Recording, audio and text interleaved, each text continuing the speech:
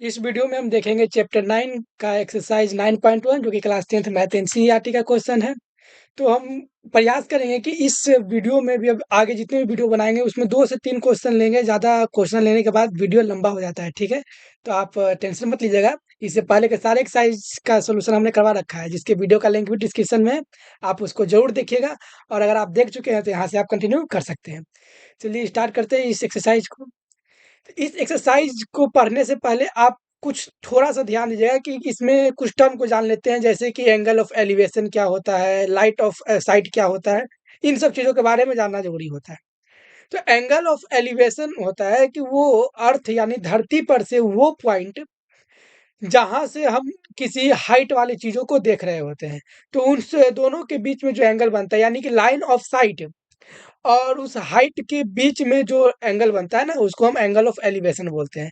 जैसे कि यहाँ आप फिगर में देख रहे होंगे कि बीडी एक मीनार है, बीडी एक मीनार है, जिसके टॉप जो पॉइंट है सी को देखने के लिए जो है एक आदमी एई जो है उसका लाइन ऑफ साइट बनता है एबी, क्योंकि जो हम लोग लाइन ऑफ साइट आँख के सामने जो होता है ना, वो बिल्कुल परपेंडिकुलर कर सकते हैं या पैरेलल कर सकते हैं ज़मीन से।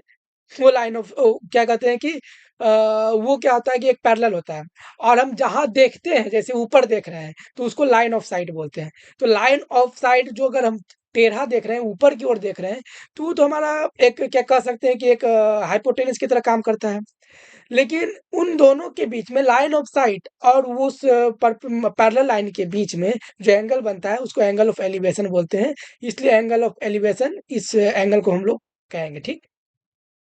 उसके बाद फिर आगे देखिए कि जब एंगल ऑफ एलिवेशन हो गया, जैसे कि ये दिख रहा है कि लड़की खड़ी है और इसका हॉरिजॉन्टल लेवल ये है और इसका लाइन ऑफ साइट ऊपर वाले उड़ते हुए पतंग को देख रहा है, तो लाइन ऑफ साइट ऊपर है। तो हॉरिजॉन्टल लेवल और लाइन ऑफ साइट के बीच में जो एंगल बनता है ना, उसको हम लोग एलिवेशन एंगल बोलते हैं, ठीक? ठीक उसी तरीके से एंगल ऑफ डिप्रेशन क्या हो गया? तो एंगल ऑफ डिप्रेशन भी सेम वही चीज़ है। अभी तक हम ज़मीन पे खड़ा थे। तो ऊपर देख रहे थे। अब हम ऊपर खड़ा रहेंगे और ज़मीन पे देखेंगे, धरती पे देखेंगे तो क्या होगा? तो ऊपर के लिए हॉरिज़ॉन्टल लेवल तो फिर ऊपर आ जाएगा, जो आग के बिल्कुल ठीक सामने वाला है, वो हॉरिज़ॉन्टल लेवल हो जाएगा। और हम ज़मीन पर किसी रखे वस्तु को देख रहे हैं, जैसे ये फुटबॉल एक है ऑब्जेक्ट है, तो उस ऑब्जेक्ट को हम देख रहे हैं। तो फिर हमारा लाइन ऑफ साइट क्या बनेगा? तो इस बार ऊपर की ओर नहीं, इस बार नीचे की ओर बनेगा लाइन ऑफ साइट। जब नीचे की ओर बनेगा तो एंगल ऑफ डिप्रेशन फिर क्या हो जाएगा हमारा? ये जो हॉरिजॉन्टल लेवल और लाइन ऑफ साइट के बीच के एंगल को हम लोग क्या बोलते हैं? Angle of depression.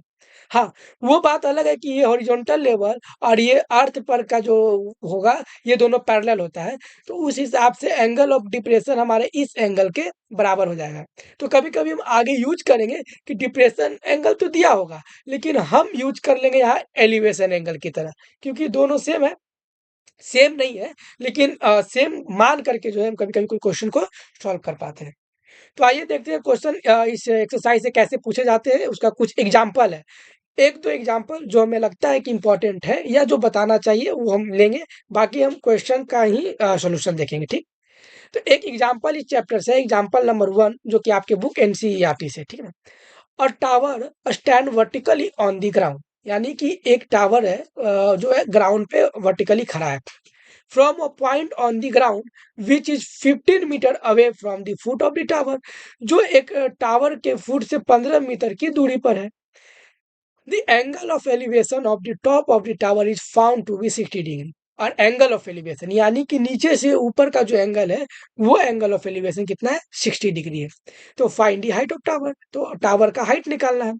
तो इस टाइप के क्वेश्चन को बनाने के लिए सबसे पहले आपको फिगर बनाना बहुत जरूरी है, क्योंकि फिगर में भी कुछ क्वेश्चन मिलते हैं और फिगर बनाने से पहले फिगर को डिस्क्राइब भी किया जाता है, ठीक? तो क्या करेंगे? First first let us draw a simple diagram. देखिए हमने एक सिंपल डायग्राम को ड्रॉ किया सबसे पहले, ये आपके बुक में दिया हुआ है। Here A B represent the tower, जहां ए बी जो है वो टावर को रिप्रेजेंट कर रहा है। And C B the distance of the point from the tower, और ये जो सी बी है टावर के ग्राउंड से जो है वो डिस्टेंस है, ठीक? वो 15 centimetre. Angle A C B यानी एंगल ए, एंगल सी और एंगल बी, ये एंगल ऑफ एलिवेशन। ये we need to determine the height of tower. Angle of elevation दिया हुआ है 60 डिग्री, तो हमें करना क्या है कि इस हाइट के टावर को यानी कि ए बी को हमें क्या करना है, निकालना है। And also A C B is a triangle right angle at B.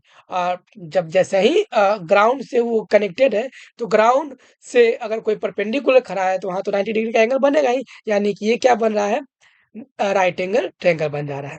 Is it clear? जब ये राइट एंगल ट्रायंगल बन गया, तो अब हम लोग क्या करेंगे, कैसे सॉल्व करेंगे, देखिए। Now now in triangle, in right triangle A B C, right triangle A B C बना ना, उसमें आप ध्यान दीजिएगा। उसी से हम लोग टावर का जो हाइट होता है, यानी जो हमें फाइंड करना था, हमें फाइंड क्या करना था, हाइट, यानी कि ए बी बराबर व्हाट, ये हमें फाइंड करना था। जो जो गिवन है उसको भी लिखते हैं, ठीक ना। तो सबसे पहले गिवन को ही लिख लेते हैं, तो इन जो है ना, ये बीसी और ट्रायंगल वाला इसको काट देते हैं, ठीक, मतलब मिटा देते हैं। तो हमें गिवन क्या है, तो गिवन है B C is equal to 15 meter, और angle A C B is equal to 60 degree. A B और A B is equal to what, A B क्या है ये निकालना है। Now triangle A B C, right angle triangle ABC को देखिए। अब एबीसी में आप देखिए कि अब हम क्या रेशियो ले, वैसा कौन सा रेशियो ले, जो कि हमें हाइट निकालना है ना, और दिया क्या हुआ है, बेस। तो हाइट और बेस के बीच में वैसा कौन सा त्रिगोनोमेट्री रेशियो है जो रिलेशन एस्टेब्लिश करता है, ये आपको प्रैक्टिस से पता चल जाएगा। और ये जल्दी जल्दी जब आप प्रैक्टिस कीजिएगा, क्वेश्चन बनाइएगा, तो पता चलेगा। तो यहाँ देखिएगा कि बेस और हाइट के रिलेशन को बताने के लिए 10 का हम लोग ट्रिग्नोमेट्री रेशियो का प्रयोग करेंगे। तो यानी कि tan 60 डिग्री, यानी कि एंगल 60 डिग्री बन रहा है, तो tan 60 degree is equal to A B by B C. A B perpendicular और बी सी बेस।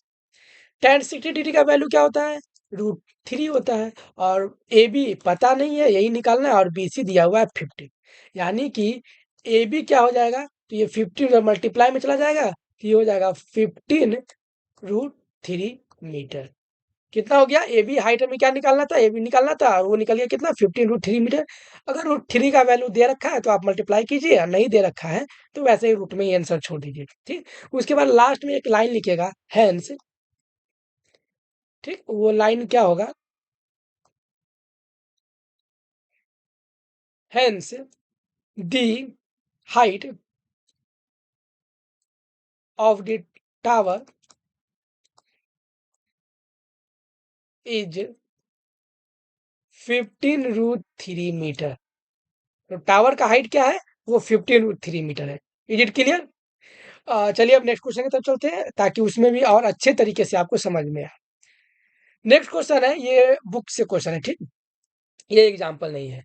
ये करा, a circus artist is climbing 20 meter rope, मतलब एक सर्कस आर्टिस्ट है जो 20 मीटर लंबे रोप के ऊपर चढ़ रहा है, which is slightly stretched and tight from the top of the vertical pole to the ground, and find the height of the pole if the angle made by the rope with the ground level is 30 degree.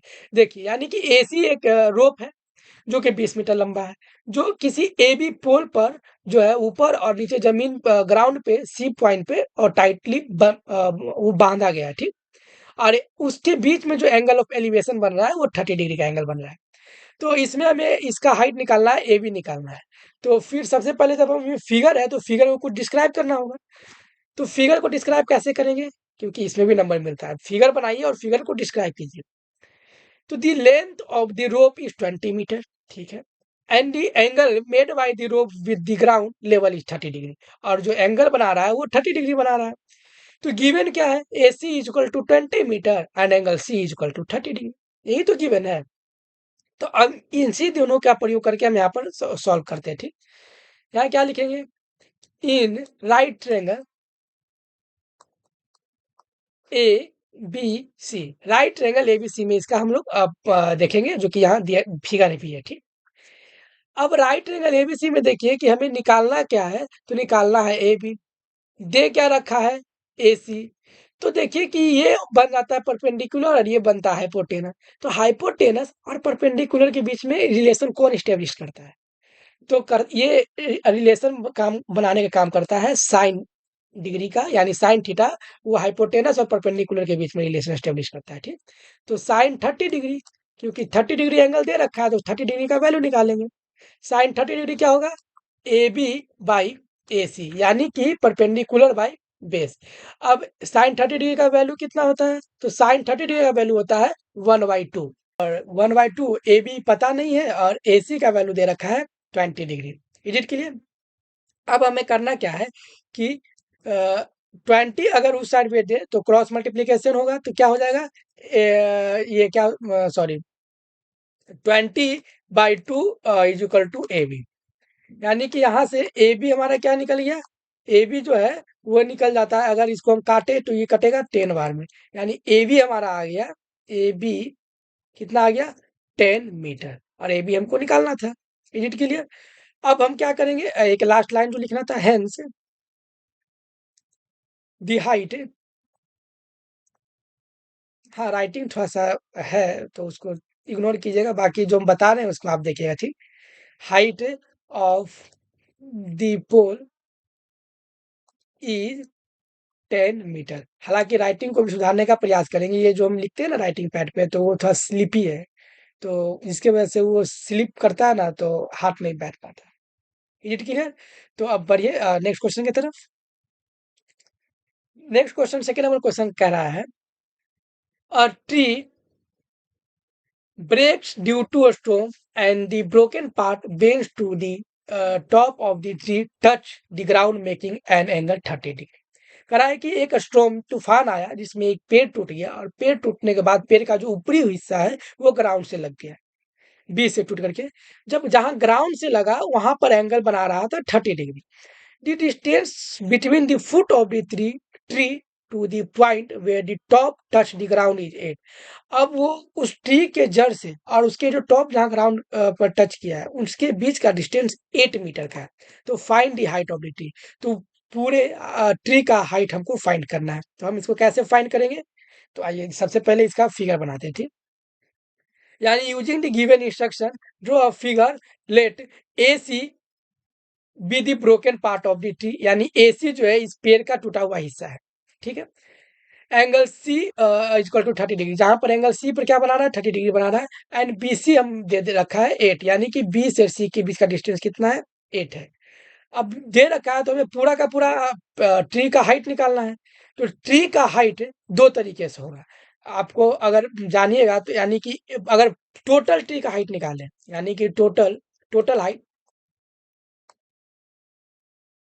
Total height of tree is equal to क्या हो जाएगा, A B plus ए सी, क्योंकि ए सी ही तो वो part है जो टूट के जमीन पे लगा है। तो टोटल हाइट ट्री का ये हो जाएगा।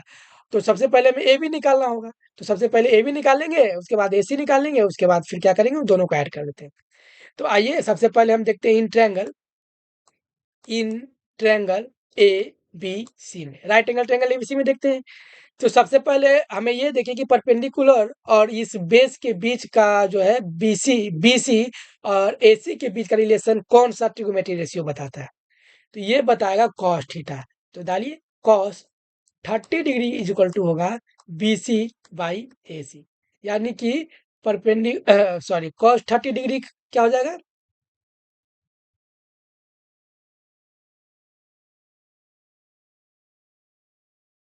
कॉस 30 डिग्री जो है वो बताएगा BC by AC। AC perpendicular नहीं है, वो हाइपोटेनस है, ठीक। BC क्या है, परपेंडिकुलर ना होकर के हाइपोटेनस है। तो सबसे पहले हमें कॉस 30 से हाइपोटेनस निकल जाएगा, फिर बाद में AB निकाल लेंगे।